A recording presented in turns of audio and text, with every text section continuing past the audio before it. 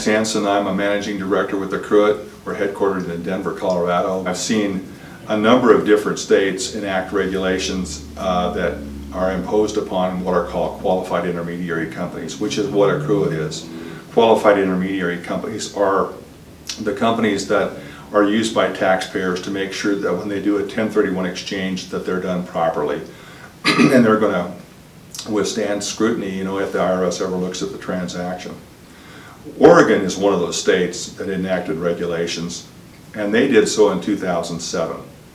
And what they did is they enacted what's called a model law that was created by the Federation of Exchange Accommodators, which is an organization that has members that are taken up from the qualified intermediary community, much like Accruit, and Accruit is part of that organization.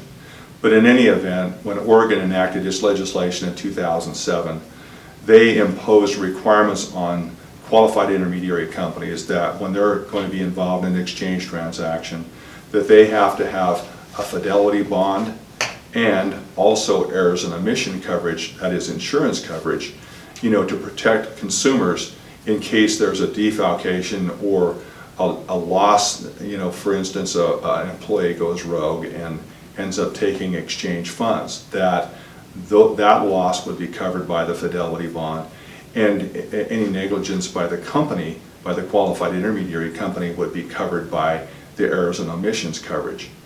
Oregon is only one of only 8 states that enacted legislation of that type. There's no requirement that a qualified intermediary company be registered or licensed in Oregon. It's just that they have to comply with that law.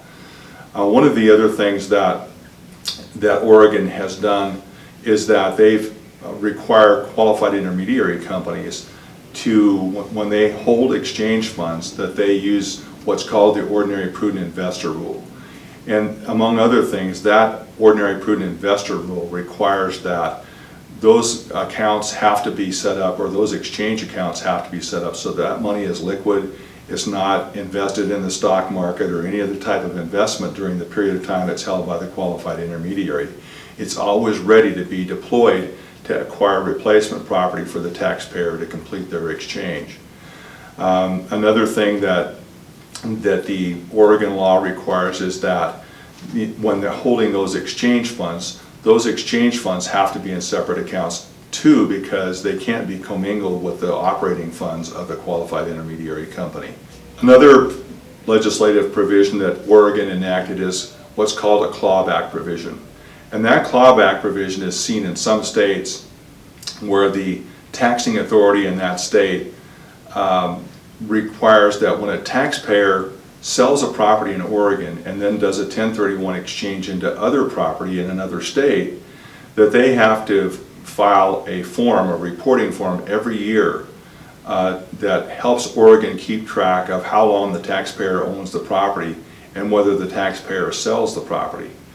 If the taxpayer sells that replacement property that's in another state and they end up cashing out, that is, they don't do a subsequent exchange, and there's tax payable at that point, then Oregon has the ability to come in and take that portion of the capital gains tax that was deferred in that earlier sale and exchange. So those are a couple of the things to be aware of when you're doing an exchange in Oregon. And it's really important that when you do so, that you contact somebody like Accruit, who's done exchanges in all those states and knows how to comply with the various rules in not only Oregon but all the other states in the United States, and can be sure that you know about some things like the clawback provisions in some of those states and the requirements of qualified intermediaries to keep your funds safe. Thanks for listening.